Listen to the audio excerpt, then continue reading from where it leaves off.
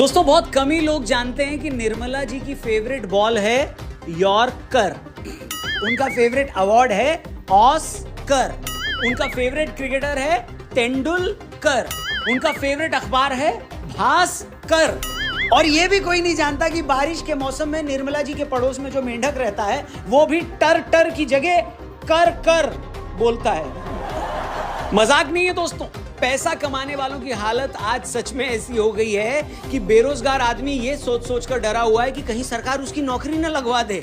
IT company में लाख रुपए महीने कमाने वाला बंदा भी ये सोच रहा है कि इस्तीफा दे देता हूं और गांव जाकर नरेगा मजदूर बन जाता हूं, 5 किलो फ्री सरकारी राशन लेकर अपना पेट भर लूंगा। वैसे भी शहर में 2500 तरीके के टैक्स भरने के बाद पैसा तो सिर्फ खाने लायक ही बचता है।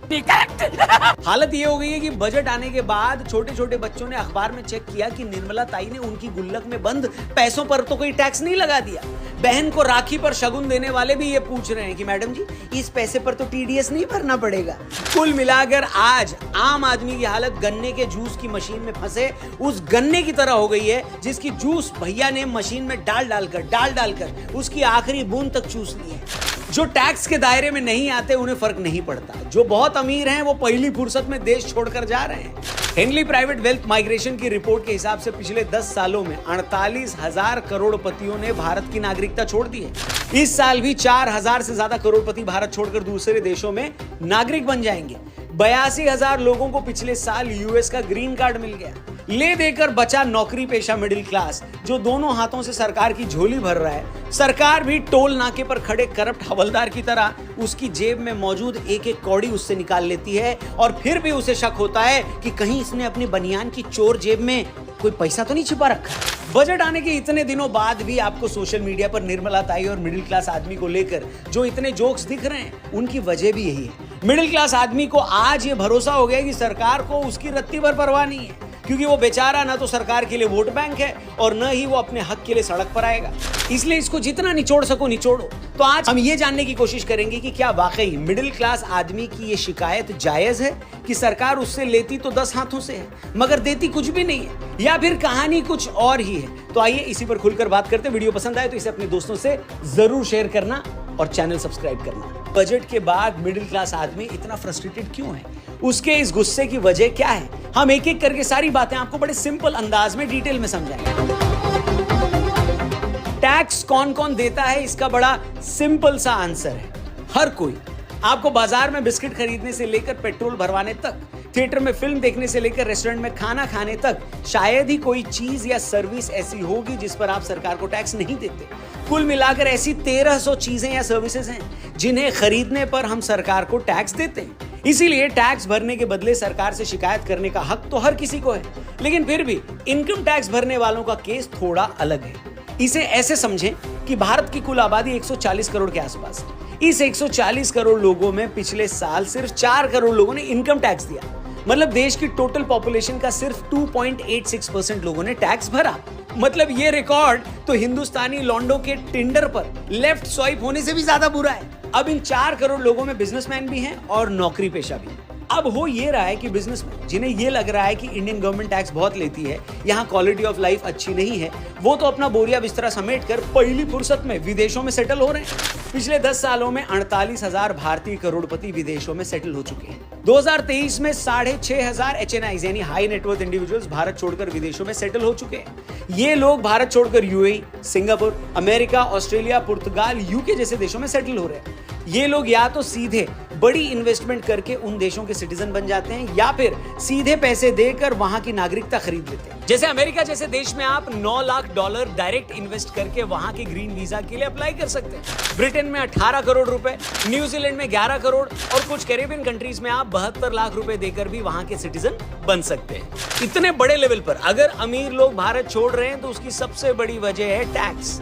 इन्फोसिस के फॉर्मर सीईओ मोहनदास पाई ने पिछले साल ऐसी ही एक खबर पर ट्वीट करके लिखा था कि भारत में बिजनेसमैन के लिए जिस तरह के हालात हैं, जैसे टैक्स हैं, उसी कारण इतने बड़े लेवल पर लोग दूसरी कंट्रीज में सेटल हो रहे हैं और ये भारत के लिए बड़ा लॉस है।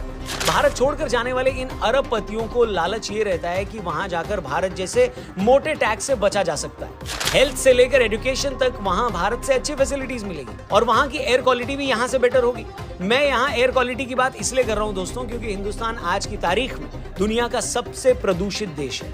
हर साल 10 लाख लोग सांस की बीमारी की वजह से मर रहे हैं। अब आप कितने भी अमीर क्यों ना हो, आप चाहें तो बाजार से कितनी भी महंगी गाड़ी क्यों ना खरीद लें, मगर आप चाहकर भी अपने लिए अलग से नीला आसमान तो नहीं खरीद सकते ना। आप गाड़ी के शोरूम में जाकर ये तो नहीं बोल सकते कि भैया मुझे गाड़ी के साथ साथ एक खाली सड़क भी दे दो। बस इसी खाली सड़क, नीले आसमान और साफ हवा के लिए ये हाई नेटवर्थ इंडिविजुअल्स हर साल हजारों की तादाद में भारत छोड़ रहे हैं। खैर, ये तो हुई बिजनेसमैन की बात, जिनके लिए करोड़ों रुपए इन्वेस्ट करके दूसरे देशों में सेटल हो जाना कोई बड़ी बात नहीं है। उन्हें लगा भारत में टैक्स ज्यादा है, फैसिलिटीज नहीं है, तो चलो मूव कर लेते हैं। मगर नौकरी पेशा आदमी किधर जाएगा? हेलो, अगर हम बिजनेसमैन के मुकाबले एक सैलरी टैक्स पेयर को कंपेयर करें तो उसे सुनकर खुद मगरमच्छ की आंख में भी असली आंसू आ जाएंगे। मुझे अपने घर जाना है।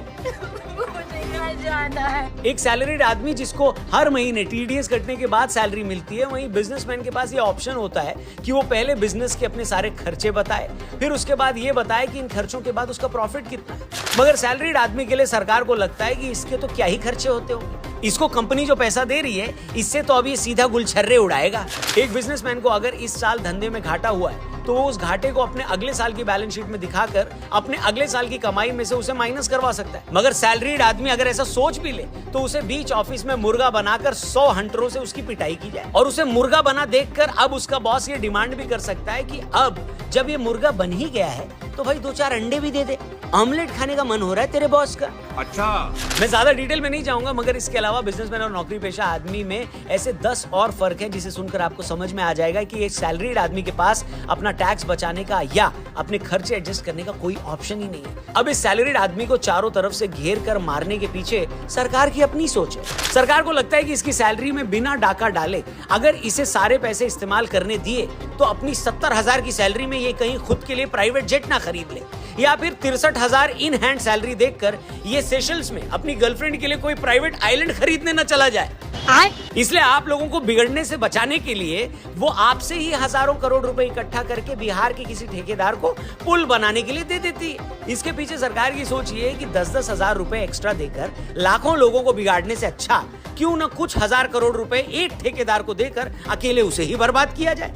अब यही ठेकेदार कल को घटिया पुल बनाकर अगर वो पुल गिरा देता है तो उसमें उसकी बदनामी होगी, मगर कम से कम आप लोग तो इन पैसों को बर्बाद करने से बच जाएंगे, है कि नहीं? सोचिए कितना नोबल थॉट है। क्या बात है सर, क्या बात है सर। ठीक यही, जी हाँ, यही बात मिडिल क्लास सैलरीड आदमी के मन में आती है जब जब निर्मला ताई हर साल अपना बजट पेश करती है। आम आदमी को लगता है कि इस बार वित्त मंत्री के सूटकेस में उनके लिए डेयरी मिल्क होगी, मगर बजट आते ही उन्हें समझ में आता है कि उसे डेयरी मिल्क देना तो दूर, सरकार खुद उसे किसी डेयरी में बांधकर उसका मिल्क निकालना चाह रही है। इनकम टैक्स कम होना तो दूर, उसे पता लगता है कि सरकार ने तो short term and long term capital gain बढ़ाकर शेयर मार्केट से पैसे कमाने की उसकी हसरत पर भी पोछा लगा दिया है। जो लोग रियल एस्टेट में मकान खरीदकर थोड़ा पैसा कमा लेते थे, सरकार ने इंडेक्सेशन बेनिफिट हटाकर उनकी भी लंका लगा दी। मतलब ज्यादा सैलरी हाथ में न आ जाए इसके लिए सरकार मोटा इनकम टैक्स लगाकर आपको बिगड़ने से पहले ही बचा रही थी।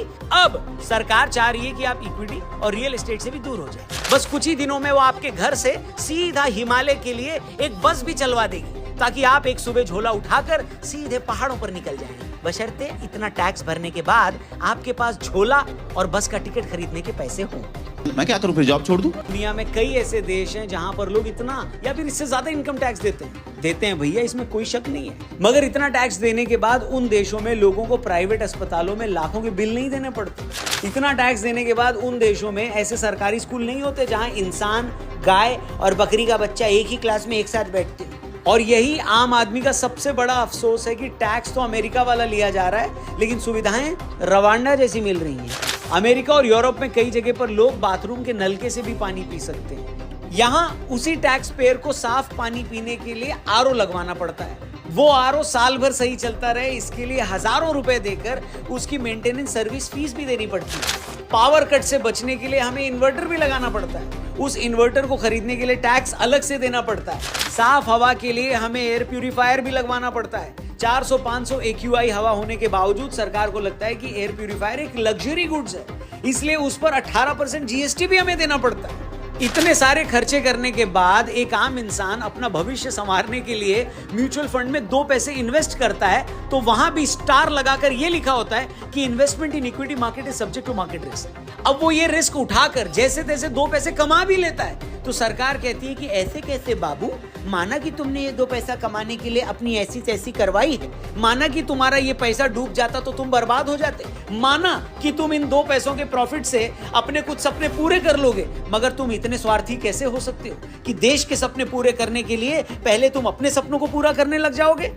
इसीलिए बाबू, ओ मेरे सोना, अच्छा बच्चा बनकर ऐसी तैसी करके कमाए इस प्रॉफिट में से 20% हमें दे दो, चुपचाप ये पैसा हमें दे दो और फिर ये रोने मत लग जाना कि हमें क्या मिलेगा, क्योंकि तुमको मिलेगा क्या मिलेगा कपिल शर्मा?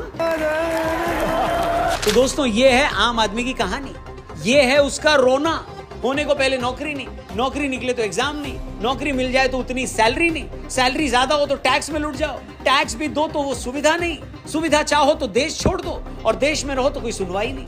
हो सकता है आपको लगे कि मैं कुछ ज्यादा नेगेटिव तो नहीं हो गया, मगर क्या करूं, मैं वही कह रहा हूं जो हालात। देश की तरक्की, सरकार की कोशिशें, जीडीपी ग्रोथ सब अपनी जगह है, जहां तारीफ बनती है वो हमने की भी है, मगर जब बात मिडिल क्लास नौकरी पेशा आदमी की आएगी तो हमें सच बोलना ही पड़ेगा और सच वही है जो हमने बताया। बाकी आपको क्या लगता है, हालात क्या हैं? क्या हालात वही है जो हमने बताया या उससे कुछ बेहतर है या कुछ और ही है? जो भी आपको इस मैटर पर लगे वो कमेंट करके जरूर बताना और वीडियो अगर आपको सही लगी हो तो इसे अपने दोस्तों से जरूर शेयर करना।